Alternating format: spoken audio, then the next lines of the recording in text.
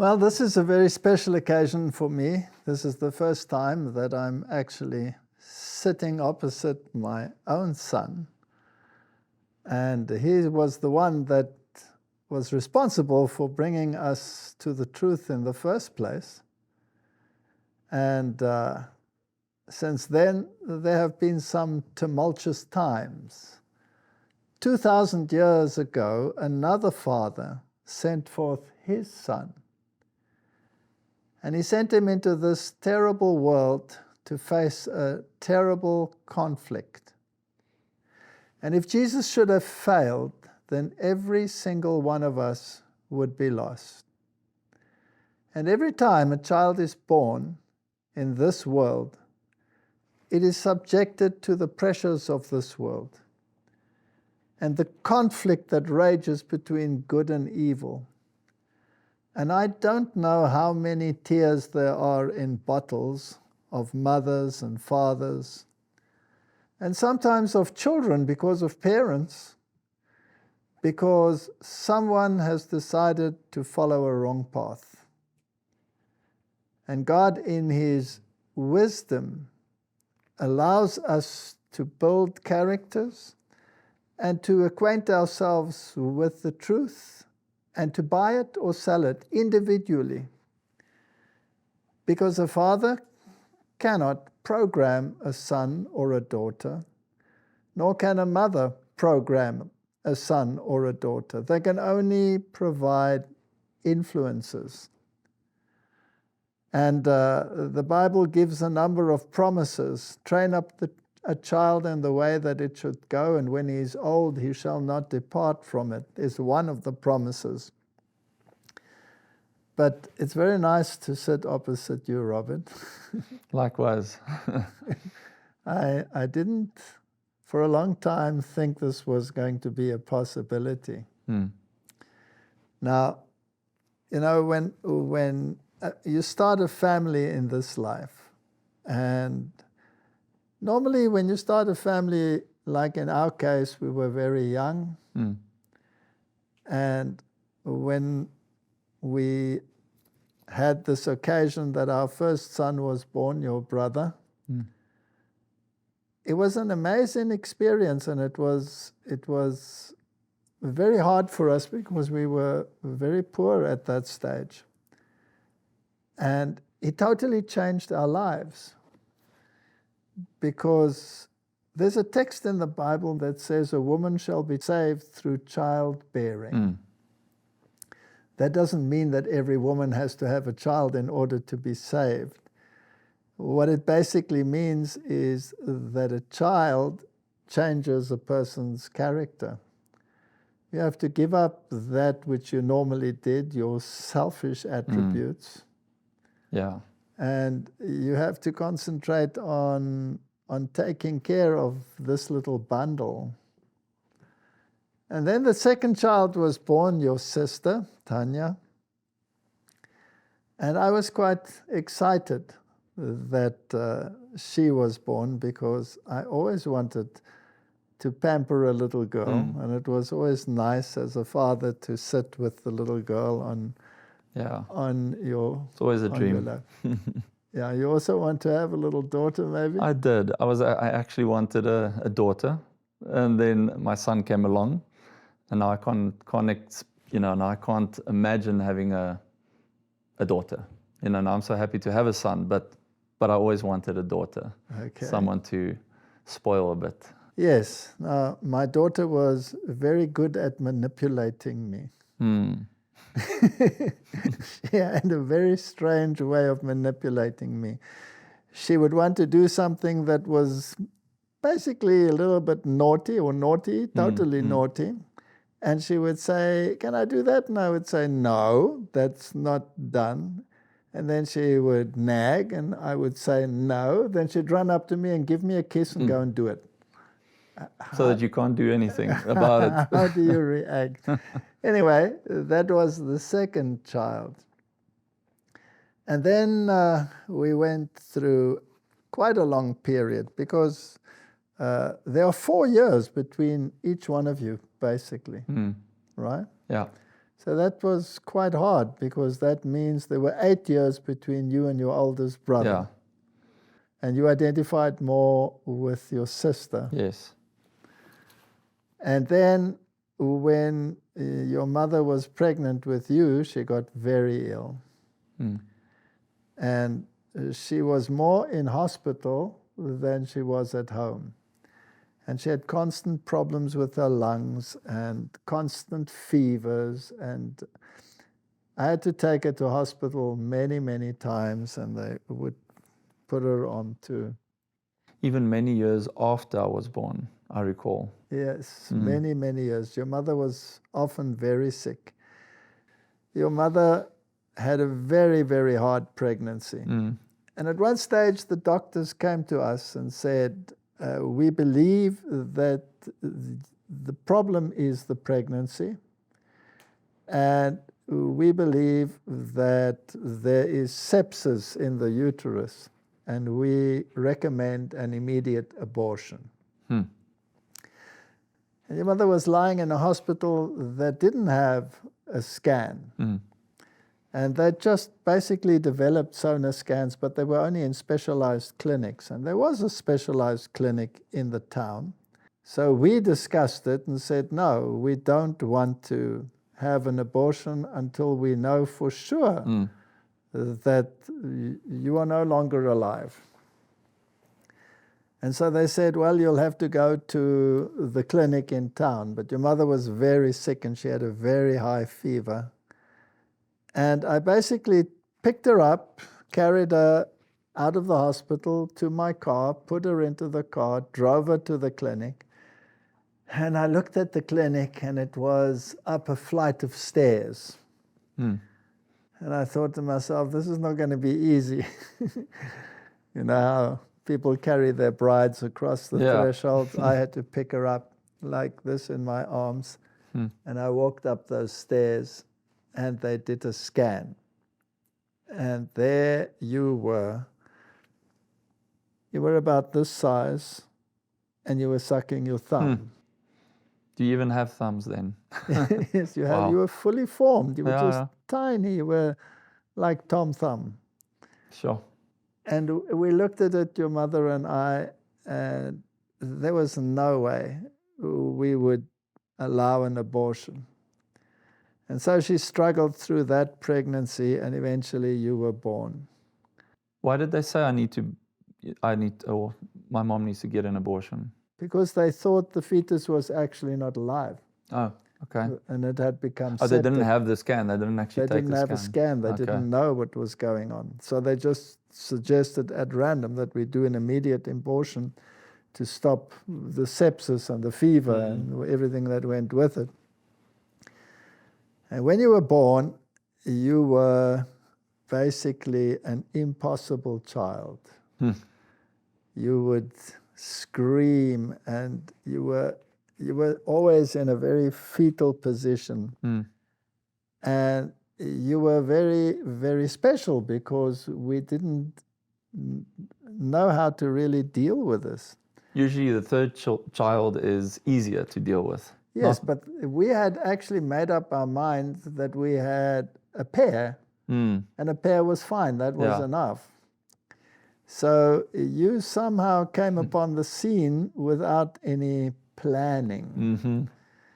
But your existence in our lives now totally challenged everything that we stood for, and totally challenged our lives. And your mother became a 24-hour nurse to you. And then all the dramas around the occult events in our home. And eventually you had so many issues and so many attacks and so many fevers. And always at the exact same time, I would feel that I was being strangled in the middle of the night, 2 o'clock at night. And then you would scream like crazy. And then we'd pick you up, and you would go into these fever cramps, and then you would get a high temperature, and you would pass out. And we rushed to the hospital, and then you stayed there for a week or so, or longer. And every time it was touch and go. Where are you going to live? Where are you going to live? It was a very, very stressful situation. And eventually we sought help because we thought there was something supernatural happening in our house. And you weren't in the faith that you are in now at that time? No, I was an atheist. Yeah. I didn't believe anything. And so, well, the story is a long story, and I don't want to tell our conversion story. This is about you, and you knew nothing about that, right? No. Nothing. And so eventually what happened was we found the faith as a consequence of our search. And we became Seventh-day Adventists.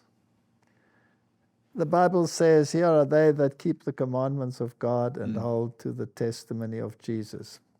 And you are the one who basically grew up in that faith. The other children were older already. Yeah. Right? Martin was 12. Tanya was 8. When I was 3 or When 3 you or were 4. 3 years. Martin was 12. Tanya was 8. You were just over 3. And you are the one who grew up with the Adventist lifestyle. The others had to change their lifestyles. And it was hard for them to change everything. Everything changed. Yeah. And the whole world view, sport, all of those issues that had to change. And then from Sunday to Sabbath. And Food. It was very hard. All of that, because they were entrenched in the meat diet, I guess, at that point. Yes, you grew up a total vegetarian. Yeah. Why are you the tallest of them all now? Probably that. That's probably the reason. Probably the reason, right? In any case, so there you were. You grew up an Adventist child, and you grew up in our home. And I was constantly engaged in work and evangelism. And how did that affect you, that I was away so much? And well, firstly, go back to what you said before. Thank you for not giving up. Not giving up on me and taking my mom up the stairs and doing the scan, because now I'm here. But why, how did it affect me that you were away on what was it? Campaigns overseas, yeah. Well, it only started affecting me, I guess, later on. You know, you went on your trips, I guess, when I was around 7, 8 years old. Hey? Yes. That's when it started, 7, 8, 9. Look, I was very close with my mom, and I was very close with you as well, but you were mostly away. So I guess it affected me somewhat. You know, I probably needed a bit more time with my dad, you know, and you were preoccupied with more than just travels, you know. You were still working, I think, at the time for Stellenbosch. So you naturally didn't have enough, you know, a lot of time to spend with me. So yeah, it affected me. I don't know how it affected me. I can't really recall, but I guess I gravitated towards my mom more because you were less around. Now, when we were together, we often had many people over, and we had lots of Bible studies in our house with young people. Yes, I recall. There were always young people in our house doing Bible studies. And you basically grew up with the faith. And you actually were quite a strong little believer when you were young. Yeah. And then what happened? Well, I would probably attribute it to friends. Yeah, I think there was a lot of peer pressure from a young age, you know. But you were in a church school. I was in a church school, but Now, what is that but? well, just looking at other members in our family and how they were also treated in those said schools, or in that said school, the influences weren't really good. Your friends, were they largely from the faith, or were they largely not from the faith? Back then, well, there were friends, some of my good friends not in the faith, but mostly my friends were in the faith. And they were in the church.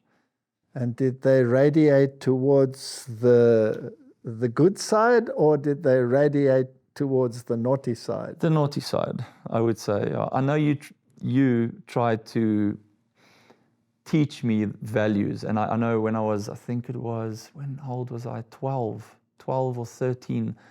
I started listening to rock music, and that was also my friends made me the tapes. It was tapes back then, and you weren't very happy about that because it obviously, it affects the mind. And I wasn't happy when you threw my tapes away. I must say. I threw your tapes away. No. I wasn't happy. Now I remember that your older brother also went into music, and he started playing the guitar. Yeah. And he started playing very heavy rock kind of music. Back then, I think it was AC/DC. And yeah. Yes, and we had some books about rock music. And we tried everything to convince you guys that this was not the right way to go. And we gave him the books to read.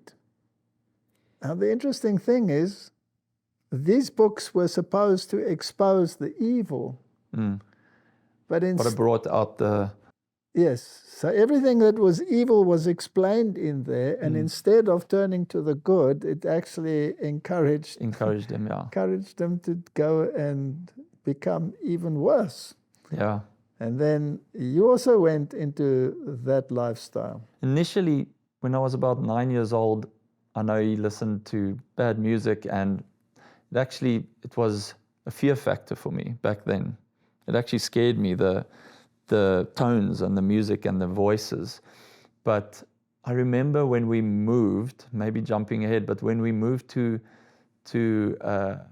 our next house, the house after that, my friends from church, they teased me because I wasn't listening to the popular music at that time. And that was Def Leppard and Bon Jovi and all those old bands. And that I guess that hurt me in some way because, I felt left out. So I started listening to the music again, behind your back, and that actually had a big influence on me, the music. And then you also started playing the guitar. Yeah, I started in grade 8. Grade 8, I missed grade 8. In grade 9, I wanted to start playing, and the teacher said, you can't actually start now. And I said, please, let me start. And I showed him I could play. He said, you don't play so well, but okay, we'll take you on, in grade, grade 9? No? Yes, grade 9. And I started playing, and I played, and I practiced a lot because I started gravitating towards music and the feelings that it, gave you and all of that. And I started playing, yeah. And and you became quite a good guitarist, and later you played for a band. I played for a band, yes. And the music was always of the best, right? It was the best music you can find. It wasn't the best. It was, I went in sequences. So I started in punk music. It's softer music. It's not hard rock or anything. And we played that type of music in the band. And I was selected the singer and the rhythm guitarist. So, I started listening to more music, and then it went a bit heavier, bit of harder rock, bit of screaming and all of that. We started playing that in the band. And at that point, my band members weren't in there was one of my friends, he was in the band, he was from the church, from our church in the faith, and the other two weren't. And we started obviously spending more time with them, and at the band practice, girls started joining and watching us play, and we used to act like the punk bands out there, and they used to do very interesting things, like jackass type of stuff, where you sit in a cart and you drive off a hill and you fall and you hurt each other. Stupid things that you hurt yourself, and you just became, and the regard for people became less because we used to, hurt other people as well. How old were you then? I was around 17, I think it was. I think you bought me the electric guitar. I bought you an electric guitar? I think you did, yeah. It must have been after... Or it was my mom, I can't remember, but it was a red, I think I still have it. I don't play it. She must have told you that you may only play certain kinds of music on it. I can't recall that, but I think it was very persistent. And at that point I was so rebellious that I was quite rebellious at that point, and I think she just gave in, said, okay, you can get a guitar, but I think she also did mention, you're not going to play rock on this guitar or anything like that. I'll buy it for you, because all my friends had guitars. And I guess it also permeates to my parents in some degree. It's not always easy with a nagging kid. All right. So tell me, did you at that stage know that you were doing wrong and knew what was the truth and just didn't care, or what happened? Sure. So rebellion really kicked in at that age. So I mean, my upbringing was pretty strict, I would say. It's pretty strict. There were high values, and we kept the Sabbath. And although you explained all of that to me, I don't know if I actually grasped it, by the roots. Don't know if I actually did. So that caused rebellion, because I actually wanted to experience life.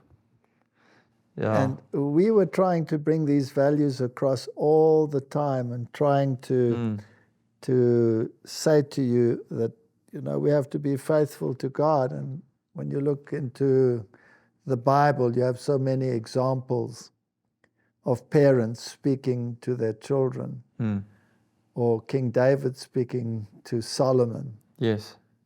And God himself speaking to Solomon. And, God might not speak to you in an audible voice, but he speaks to you in that still small voice, which is called conscience.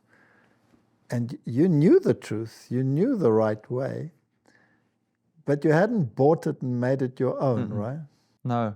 I was spiraling at that point. I think I was too curious, because I came out of that type of environment, isolated environment. You wanted to investigate for yourself? Yeah, and I wasn't even at the tip of the foot of the mountain yet in terms of experiencing what is out there, because I haven't.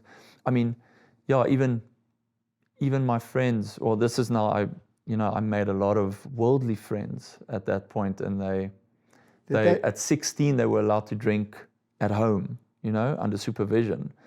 So I occasionally went and maybe had one or two, or just experienced it with them. So I started feeling that the way I was treated at home was perhaps too harsh, too strict. Too strict, yeah. I remember that we, of course, were the very first ones almost that were totally vegan, vegetarian. And I realized that put a lot of peer pressure on all of you. That was, and the friends and the neighbors, they were in the church, but they were all eating the way the rest of the world eats in terms of meat consumption. Correct. And I remember the first time they convinced you that this diet was a load of nonsense, and you ate a piece of chicken. Can you remember that? Okay, yes. So those are two occasions. So that was with a friend outside of the church. So I went to visit his house, and he made me a sandwich, and I saw chicken on the sandwich, and I said, I don't really eat this. I've never eaten this before. He said, try it, it's great, you know. And I was 16, I think I was in school still, and I ate a piece. Well, I ate the whole sandwich, and it tasted interesting. It wasn't great, but you're referring to what happened after that. Yes. I'm assuming. You got home and your whole body just burst into urticaria. You had all Hives, of Hives. Yes. All of these bumps on you. Sure. And you got the fright of your life. Yeah, I did. And I asked you, what did you eat? And you said that you ate chicken. And I don't think I was as sympathetic. No, I think you laughed. I laughed. I said, well, that serves you right. Strict laughter or something, yeah. Okay. And then the next occasion, it happened where? So that was my stubbornness. Then my rebellion and my stubbornness was, I'm going to do it again. And I think, I can't remember where or when, but I think I went out with my friends and I ate chicken again. And lo and behold, the next day I had it again. The hives. You were full of hives, full of bumps. Yeah.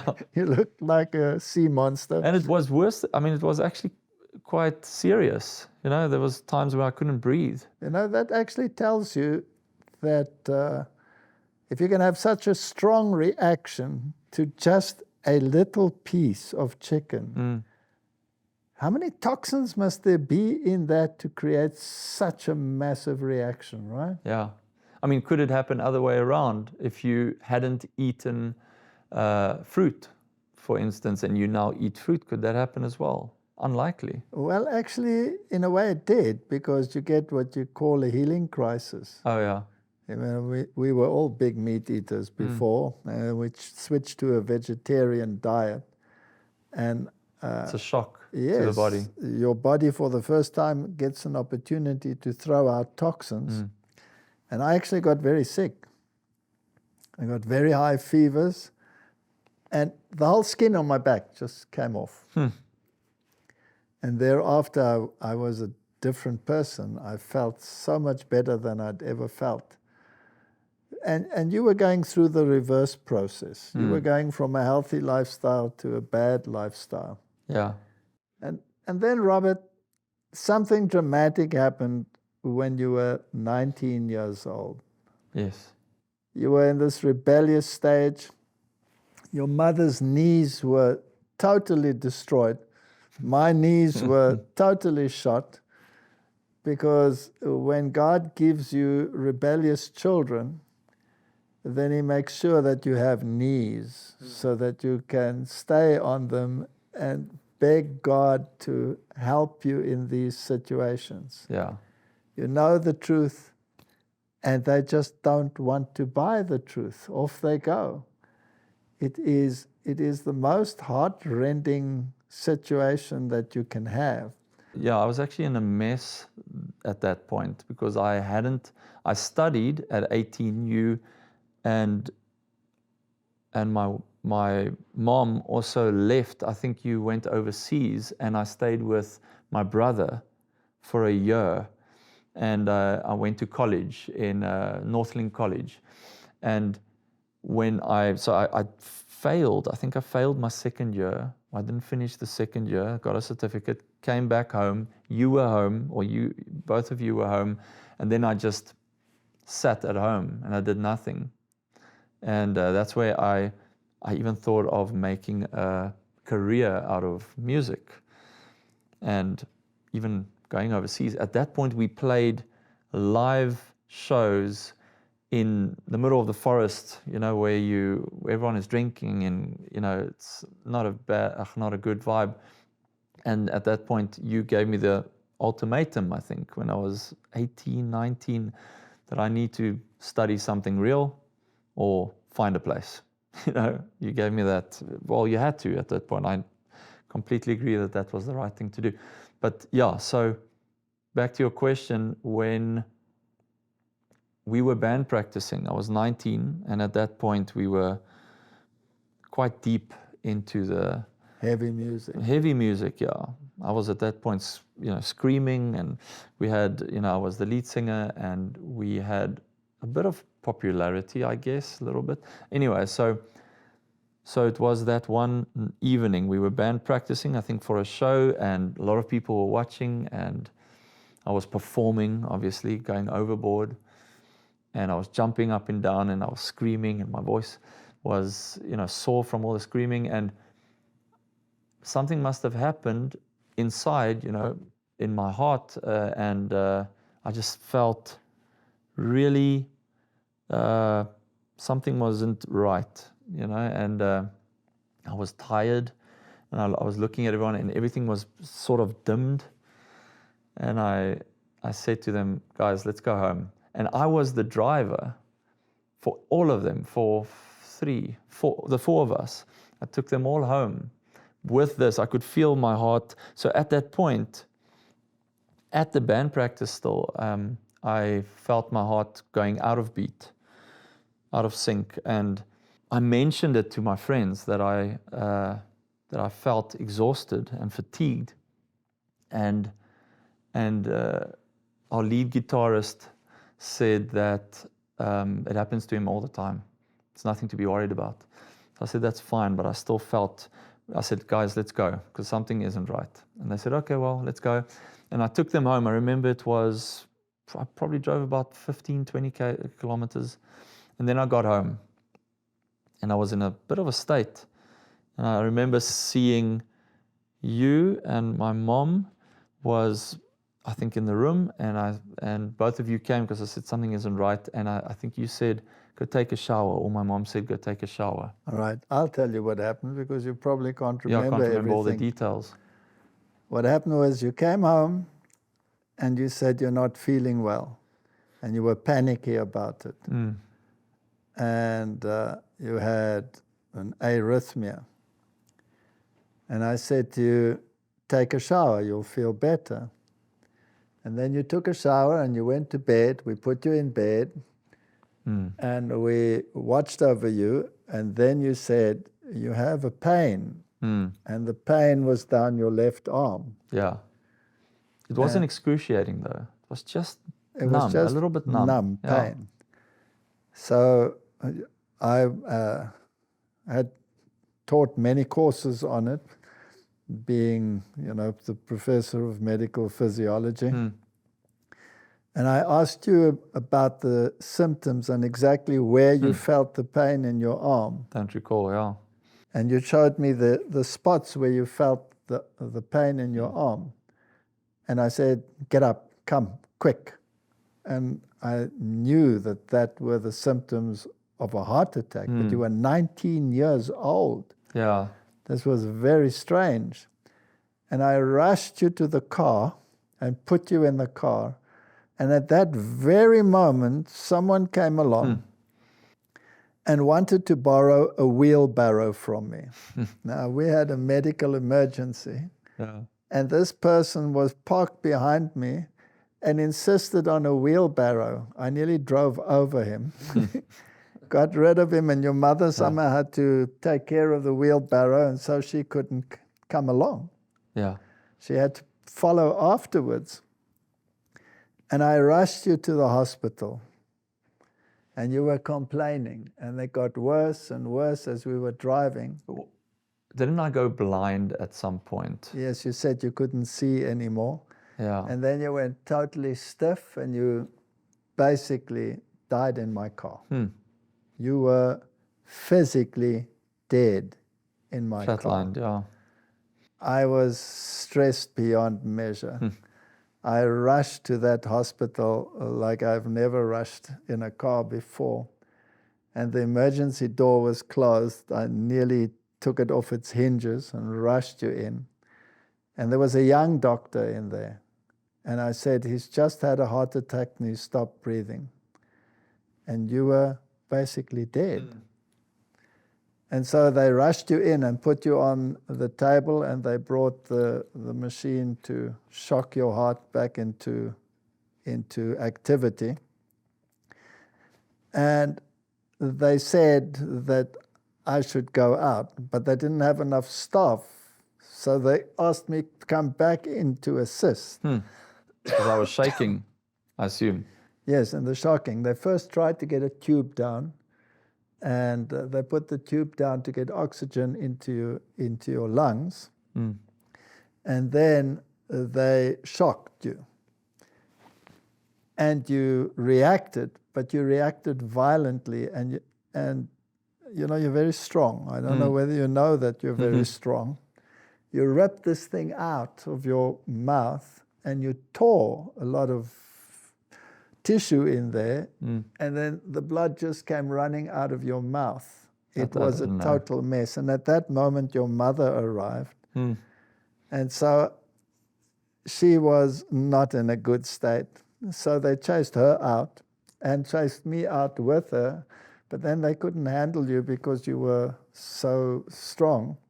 So they brought me back in, and then you passed out again. And they shocked you a second time. And you jerked, but you wouldn't come back. Then they shocked you a third time. And then you woke up. Was I fully awake at Fully that awake. Because I remember, I think in between the shocks, I woke up. You woke up once when you pulled out the thing. Yes. That's where I saw my mom Yes. and you just for a second. Yes. Yes, okay. And then they put you into ICU. And you were absolutely fine. Normal. Now, that's not what you are like if you had a heart attack. So this was not a heart attack. What was it? Yeah. It was something totally different. And what they discovered was that you had an extra nerve. It's called Wolff-Parkinson-White syndrome. Yeah. And this nerve would take over the rhythm of your heart and send your heart into fibrillation. Then there's no oxygen to the brain. And then you basically died. It stopped beating altogether.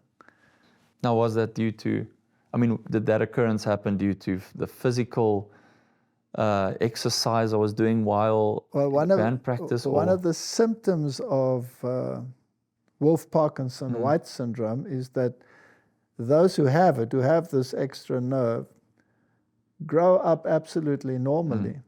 And then when they reach the 20s, 19, 20, and you were 19, 19, 20, or 21, 22, round about there, then that nerve kicks in and they can die. They die. And then you don't know why they died. You think it was a heart attack. It's quite a rare syndrome. It's not a genetic defect, as it were. It's just an extra nerve in the heart. So when they discovered that, they had to find an electrocardiologist who could treat that syndrome. But there were only 2 in the country, and both of them were on a congress in the United States. Oh, I remember, yeah. Yes, so they weren't there. So now what? They were only coming back in a week. And so the hospital said that we must take you home. Yeah. And we must monitor you 24/7. And at the slightest chance of arrhythmia, we would have to rush you into the hospital in case they had to defibrillate you again. And so we made a bed next to our bed, and you slept next to me. Remember that? I do. And every 5 minutes in the night, I would look, and it reminded me when you were a baby. And you know, in circumstances like that, you pray like crazy. And you were not in a good place. You were doing everything that was wrong. I know that when you are in that band situation, then the drink comes in, and then the drugs come in, and I don't want to go into all the details, but you were a naughty boy. Yeah, I was. I want to read you a verse that sustained us. It's in Isaiah chapter 49. And it's verse 24 and 25. And your mother and I claimed this promise so many times. Shall the prey be taken from the mighty, or the lawful captive delivered? But thus says the Lord, even the captives of the mighty shall be taken away, and the prey of the terrible shall be delivered. For I will contend with him that contends with thee, and I will save thy children. So to all those parents who write to us so regularly, and all those parents out there that are desperate and want to give up when their children go astray, God has ways and means to bring them back. Now, this was a very bad occasion. I mean, you can't imagine much worse happening. Yeah. And then for that 1 week, we watched you 24/7. And finally, that specialist arrived from overseas, and that appointment was made at the heart clinic, and you went in for that operation. It's an 8-hour operation. It was a very tricky operation. It's a very tricky operation. They go in through the groin. Yeah, the vena cava and the aorta. Yes, they go up into the heart. Then they have to go through the heart chamber to the other heart chamber. And then they have to go down, and they have to find that nerve in the ventricle or wherever it is. And they found that nerve. Then they put a probe all through those veins. They put it into that nerve, and they test the nerve. In other words, they stimulate the nerve to see what it does. And it created a heartbeat of somewhere around 300 beats per minute. That's fibrillation. That's where I was, hey? That's where you were. Yeah. So in other words, the heart is beating so fast that the blood cannot pump through the arteries. So you get no blood to the brain, and you get no blood to the rest of your body. So is it not a miracle that didn't damage my heart? You could have had a serious damage. Or brain damage after 5 And you could have had brain damage. I don't know if I have brain damage, but I doubt it. Well, you're still here and you're talking. And you did go back to study, and you did get a degree in electrical engineering, and you did get a degree in commerce, BCom. Correct. So your brain seems to be okay. I don't know about the rest. It's fine. But in any case, they stimulated that nerve, and then they take a laser beam and they destroy that nerve. Yeah. And then your normal pathways take over, and then you're back to normal.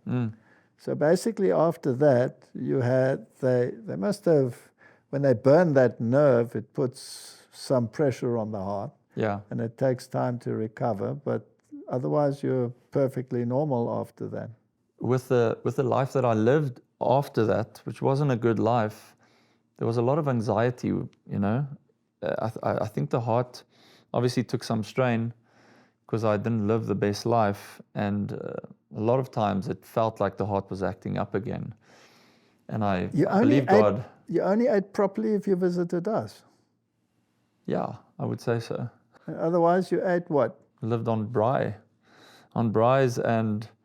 So barbecues. Barbecues, yeah. And so you totally left the lifestyle behind you.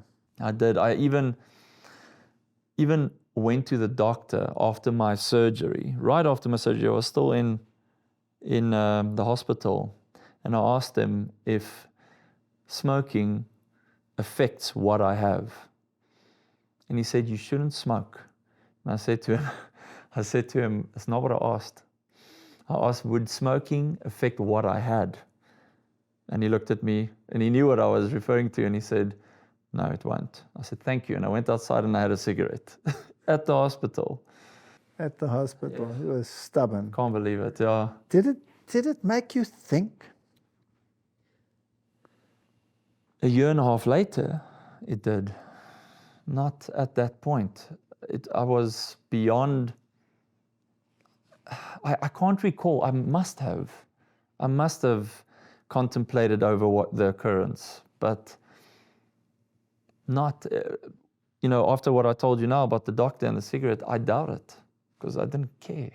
You didn't care? I just wanted to go back to what I enjoyed doing at that point. You had so many conversations with us, but particularly with your mother. You were very close to your mother. And your mother kept talking to you about music and about health, and you just kept on rebelling. But the one thing I did was I was always very honest with her. So whatever I did, and I didn't do very good things, but I always used to sit there and tell her everything that I did the previous evening, everything. And how did she react? She was quite gentle.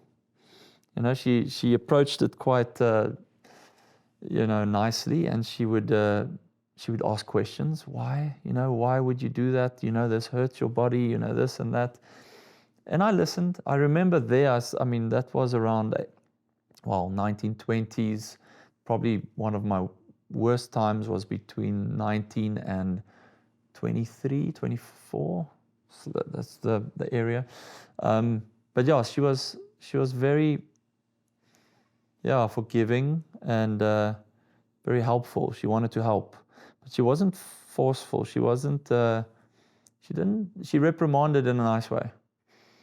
Yeah. And I wasn't quite so kind, or no, I wouldn't tell you what I did the previous evening, or you wouldn't tell me. No, Okay. It wasn't. Yeah, I mean, you had a way of. She would give me a filtered version. Yeah. Oh, is that so? Yes. Okay. She would give me the filtered version because she wanted to protect you, and but both ways. Protect me from heavy reprimand, but also from what I did. Yes, and so she gave me enough that I would be forced back onto my knees, but not enough for me to get all hyped up about it. But how was that difficult for you at that point, at that age, where you can't forcibly, remove certain things in my life or prohibit me from doing things? What I realized is, you can know the truth, you can live the truth, you can be concerned for others, but there's a particular bond with your own family, and it's a terrible dichotomy going on in your head. If your own children know the truth but refuse to live it. And life is so unpredictable. You were nearly dead. In fact, you died in my car. And I didn't see any lights. Dead. I didn't see anything out of the ordinary during that time. No, you just didn't know anything. And you never went to heaven and you never went to hell, because that's a lot of nonsense. I really did not. You knew nothing. You woke up and you were absolutely, what am I doing here? Yeah, no idea. And you wanted to get up and walk out. And they said, no, you just had a heart attack. But it wasn't a heart attack. You know what? The Bible is full of stories like that. And David and Solomon is such a beautiful example in the Bible. He had everything, Solomon. Yeah. He had the whole truth. He was talking to God on a one-to-one basis. He was... Yeah, he was the wisest. He was the wisest of them all. It was just amazing. And look what happened to him. And when it comes to the conclusion of the matter, it is fear God and keep his commandments. This is the whole duty of man. Yeah. So you knew all of those things, but you wouldn't come back. And here's the one that brought us into the truth, and he's in the world. Now, your older brother, Martin, he also went into the world. Took a different course, but it was different. The rebellion as well. Yes. Yeah. And he's also highly educated and a medical doctor today and all of these things. And he does know the truth and everything that is involved with it. But to actually embrace it in its entirety, or just knowing it and being involved with it, is a big, big difference. Yeah. And there you were, and you were going through this rebellious stage. And how many years did it last? Lasted, so I was baptized at the age of 21. Yes, I remember. Who baptized you? It was a grumpy old man. Are you referring to me as a grumpy old man? I'm just kidding, but yes, you baptized me. Okay, now how do you think I felt knowing that you were so rebellious, and here you come to the point where you said you want to be baptized? The prodigal son comes to mind at that point. You were a prodigal son that came home. Yeah. But you only stayed a short while and you made a U-turn and you went back. Yeah. Why? Why? Again, my friends, my whole life, with you traveling, and it's not your fault or my mom's fault, but I was alone. I was living in Somerset West. I was studying. We didn't have a lot of money. I mean, I got a allowance to pay bills and, certain things. I think you still paid for my rent and all of that, and I got a certain payment. But in this country of ours, it's pretty normal for young people who are at university age to be separated from your family. Your mother had to leave home when she was 17, and she was basically dumped into the world. Yeah. So in this milieu, when you reach that age, off you go. You go to a university, sometimes you go to hostels. Yeah. And we arranged that you could stay with very faithful people at that stage. And you had your own little flat, and we supported you. But yes, you had the opportunity to work with the church people, but you chose the others, right? I did. But keeping in mind, I only started, rebelling at the age of really 18. And the band aside, I mean, that was a side thing. It wasn't real rebellion. It was 18 and 19, I had my heart attack, and 20, I started experimenting, and 21, I said, I need to stop this. I need to, I knew what the truth was, and I didn't. Did you pray? I didn't pray as earnestly as I do now. I didn't have that connection. I thought it was what I had was actually a very superficial type of faith at that point. And my friends from church, they were also baptized, but we all were in the same clique, and this clique, my church friends, we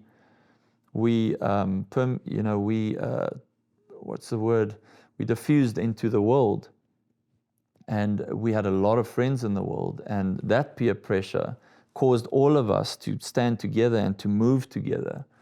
So for me to fall out of my church friends and then lose my worldly friends was too much to bear, I guess. So I remember after getting baptized, one of my friends, Jeremy Sturley, actually, we went and we conducted Bible studies for our friends in the world. Real Bible studies. We had them noted, and we had markers everywhere in the Bible, and we used to go from from paragraph to paragraph and from book to book, and we gave thorough Bible studies. And then after that, it didn't settle. It never settled, I guess is what happened. And I remember my mom came to visit. She visited when she could. And I still said to her, listen, I'm going out with my friends. I'm not going to do anything. I'm not going to drink. I'm not going to, have bad conversations, all of that. I'm just going to go out and I'm just going to hear this band play or whatever at this small bar. And she said, you must watch out because that's where, God, cannot help you. He cannot abide with you really in that, or abide is the wrong word. But that's where Satan and his angels are. And as I walked in there, I had been, I hadn't been out in that type of scene for a long time. So it was really strange walking in there. And I walked in and I felt out of place.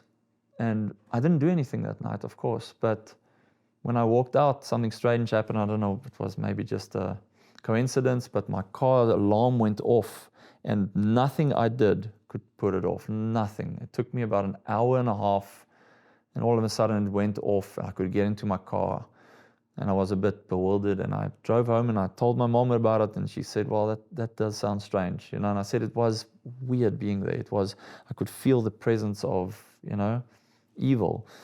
And that carried on, but then you start exploring a bit further. Like, that was okay. It wasn't that bad. And I explored a bit further, but I never went out clubbing or anything like that with my friends. So my best friend who he wasn't in our church, but he was one of my best friends. He came over and he said, listen, we're going to this party. And I said to him, I can't go. I can't go. I've chosen a life that I want to lead. And I saw on his face, he was quite sad because that look was almost like he's losing me forever. You understand? So I was looking at him and I could see, he said, I'm going. And I didn't understand what that meant, but I felt I lost him. So then I decided, right there and then, I think I decided, I can't do this. It's too difficult. I'm going to lose friends. I'm going to lose all my friends and I'm going to be alone. And my parents were far away. Probably at that point, I think you lived in the Karoo, not the Karoo, Riversdale. Yes, that's about 350 kilometers away from where you were. Yeah. So I still had my church friends, but they were also exploring, in the world. So it was just too hard, to do it on my own. So, and I didn't have the faith to sustain me at that point. And so you went back into the world. Yeah. Worse than ever. Worse than ever. That was the worst. Between 21 and 32. It's a long time. So at 21, 22, 23, I escalated, I explored a lot of avenues that I never should have. And I met my wife actually at the age of 22. But at that point, we were in the same type of scene, we enjoyed going out and, that scene became so regular. It was weekly, sometimes twice a week, we go out and party, if you want to call it that. And it became harder. And then, not being invested with someone in the church or with, I'm not saying she does not have values. She had a lot of values, but it's different to what I knew or how I was raised.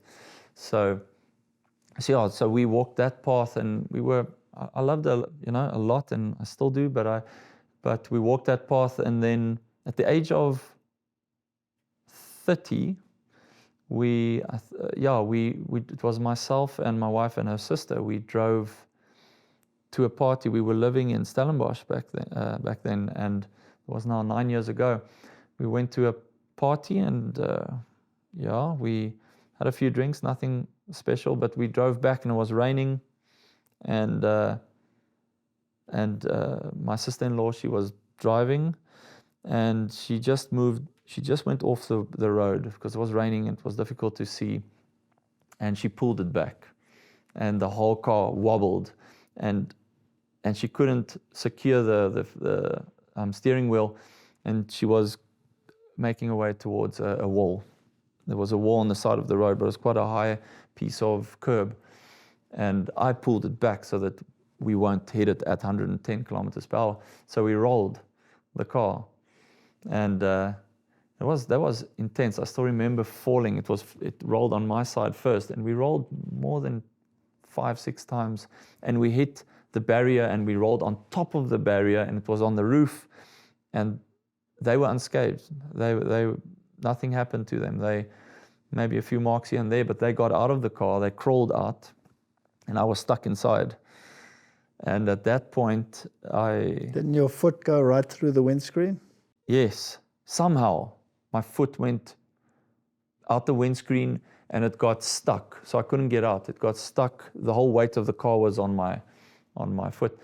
So yeah, I didn't pray or any of that. I wasn't in that mindset at all. That whole decade was a disaster, I guess, if you look at it from that point. But I got out.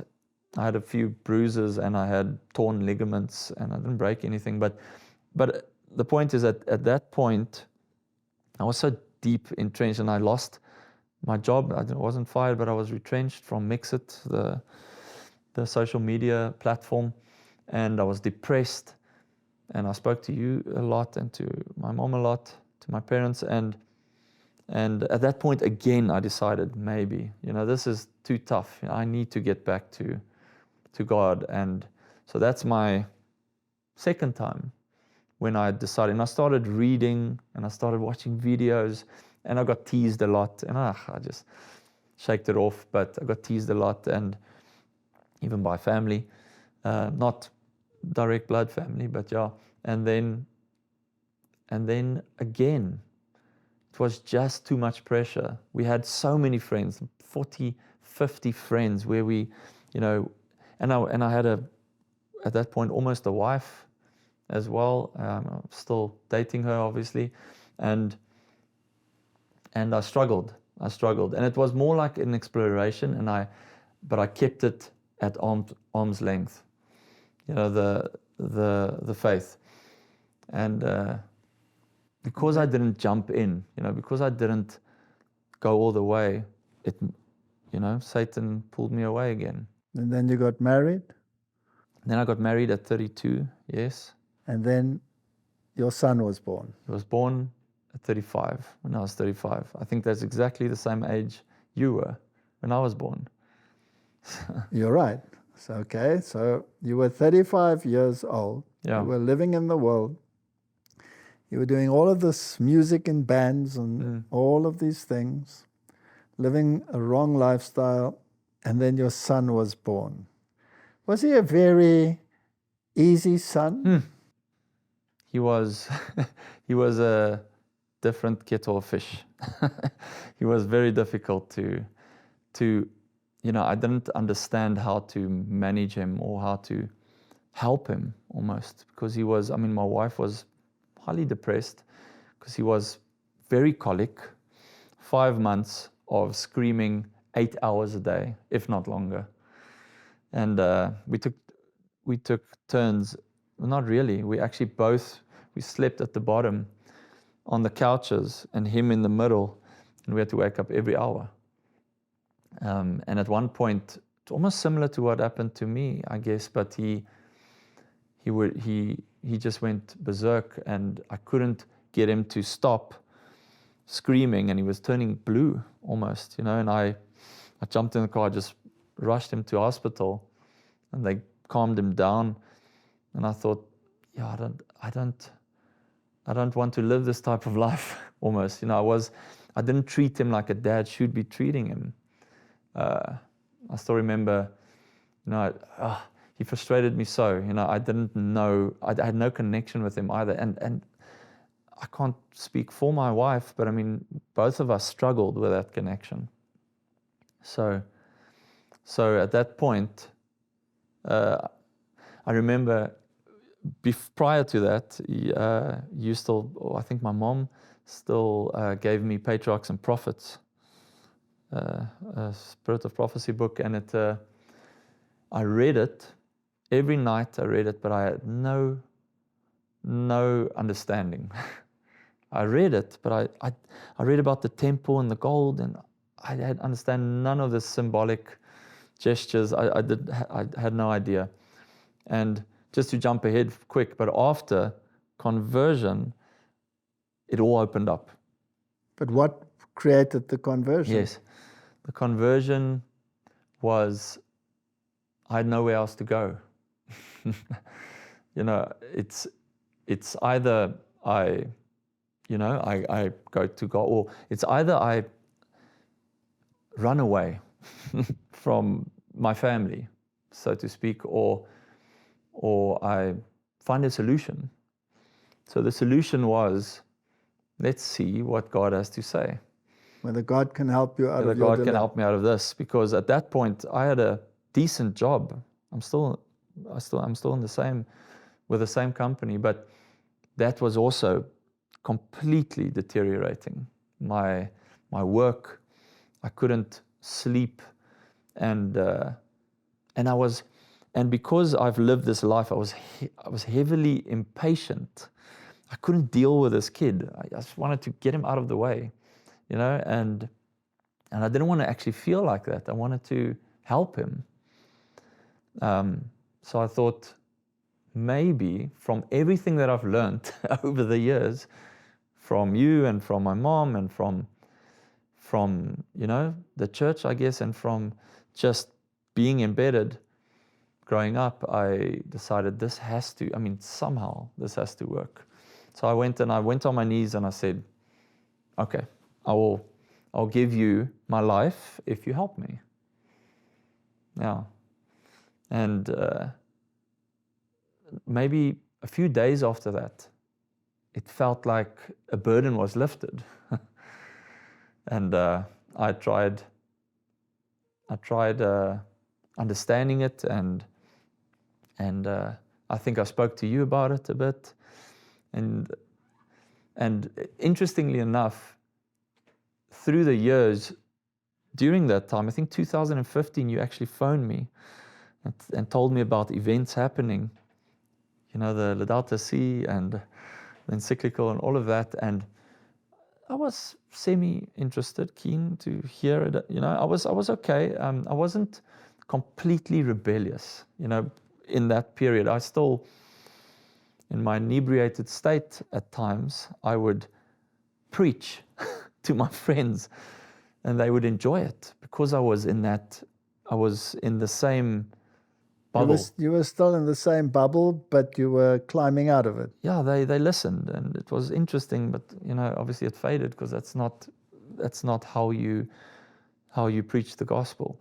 But yeah, so at that point,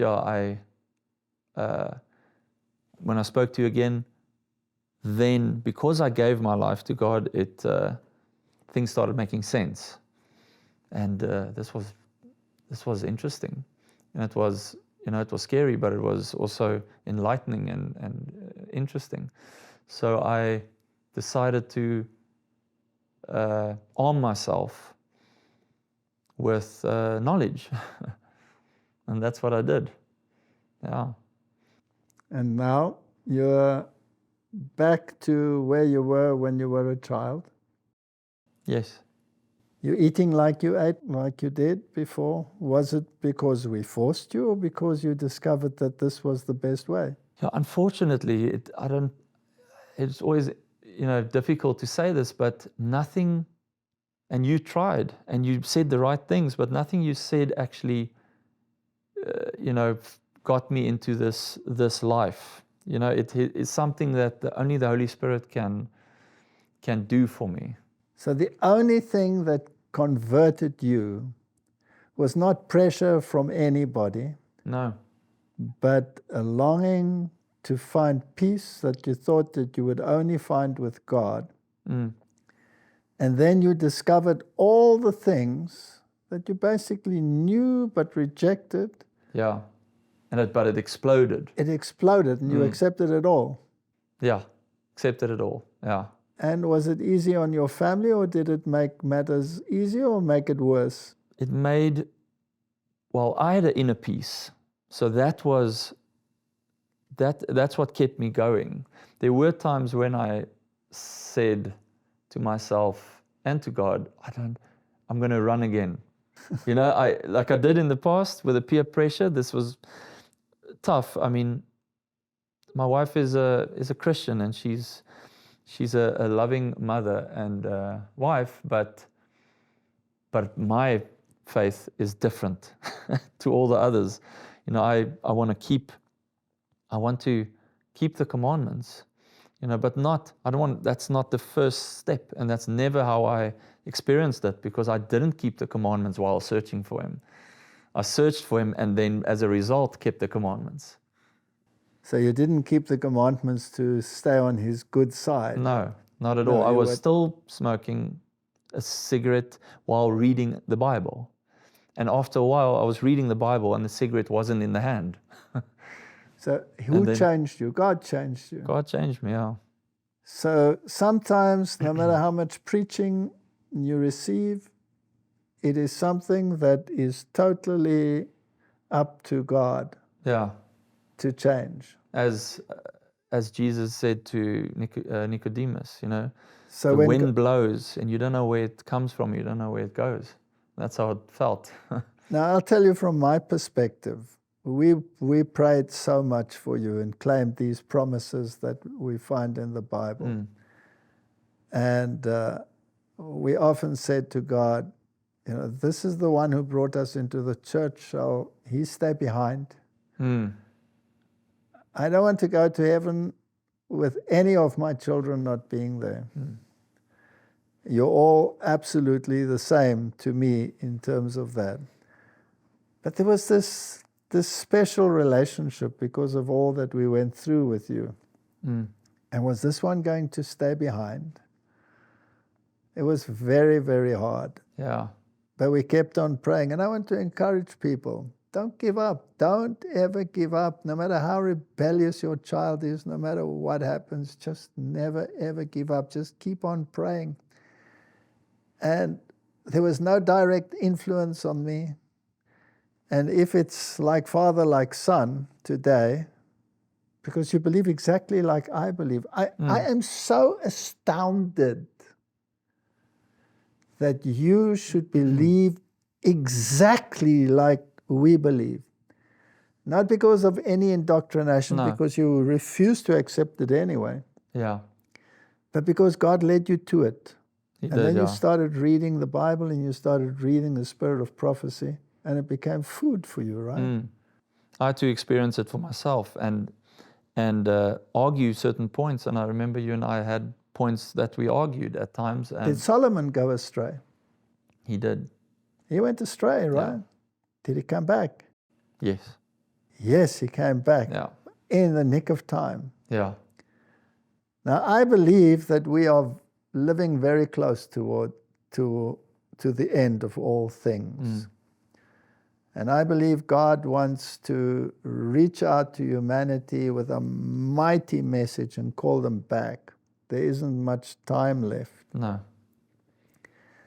And this Sabbath, you gave many Bible studies and you gave many Sabbath school studies, but this will be the first time in your entire life that you'll actually be preaching a sermon. Is that right? That's correct. How do you feel about that?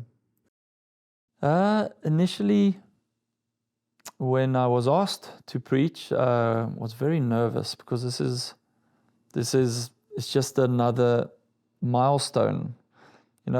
Bible study is not exactly, it's the same type of thing, but a sermon is something, that I've always aspired to, but I never thought that I would ever get there.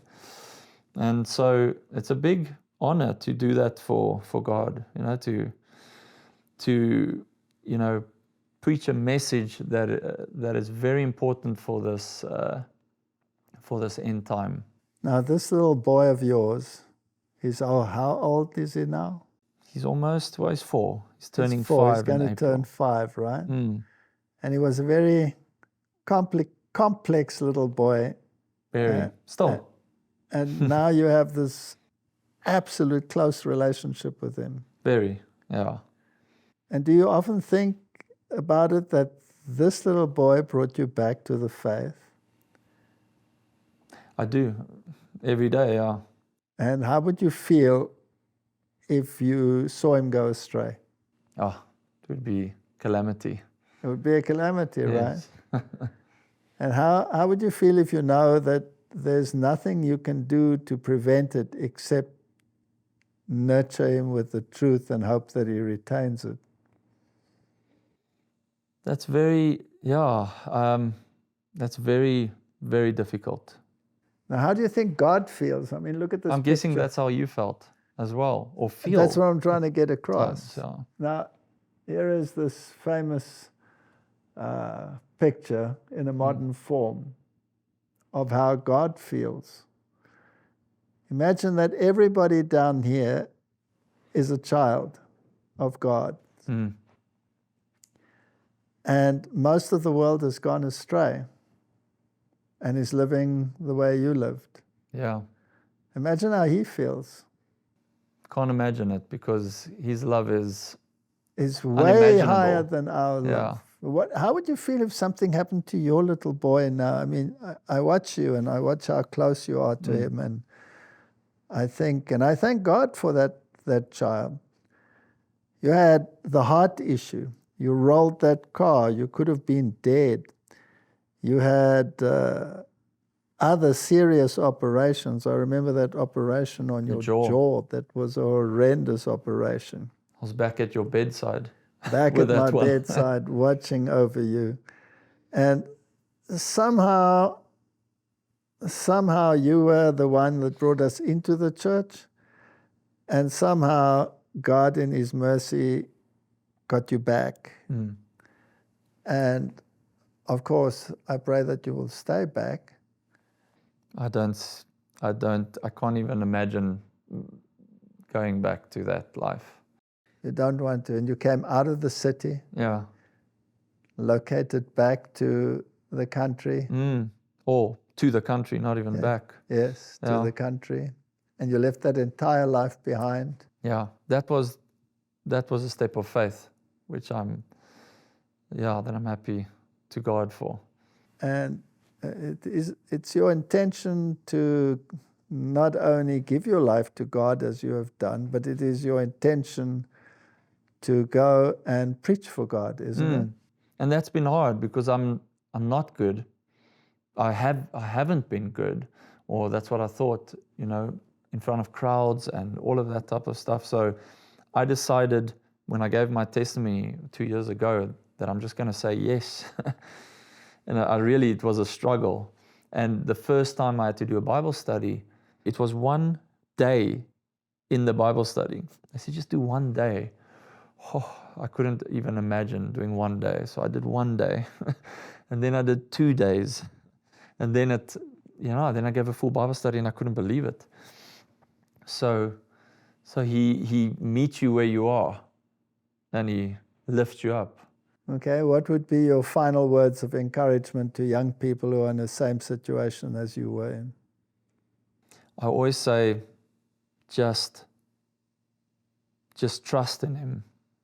Trust him, even if you don't know him and you don't understand where your life would be after you make a commitment to him. Just ask him just trust him and have faith that your life will be better. You will have trials, but you'll have a new life, and he'll change you. He'll make you a better and a new person.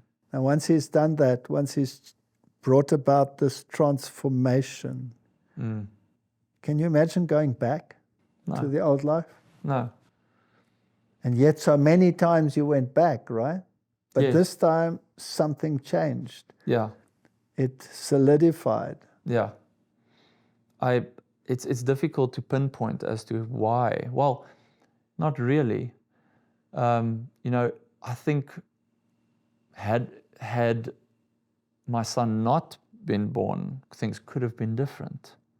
I really do. I think God also he also obviously knocks. You need to open the door. So when the Bible says a woman shall be saved through childbearing, can I say that a son can also be saved through childbearing? Very much so.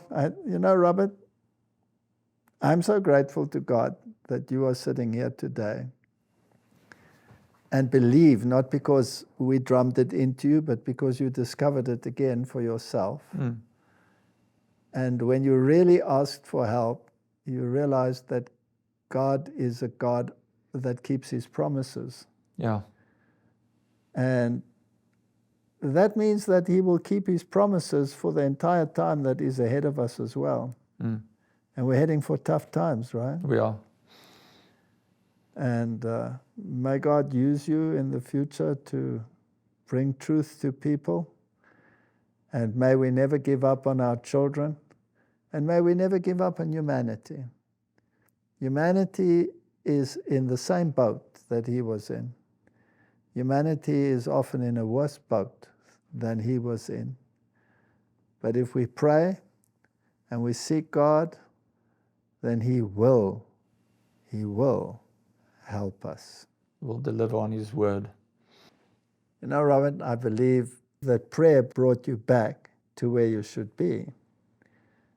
And not because you have to now, but because you want to. Mm. And I'm grateful for all those prayers, because I know intercessory prayers are vital. It's powerful. Yes. So I would want to pray for you, for us, and for all parents and all children out there that are struggling with similar issues. Mm. Let's pray. Heavenly Father, you have told us that the road to heaven is a rocky road. It's not a broad highway. And it says, seek and you shall find.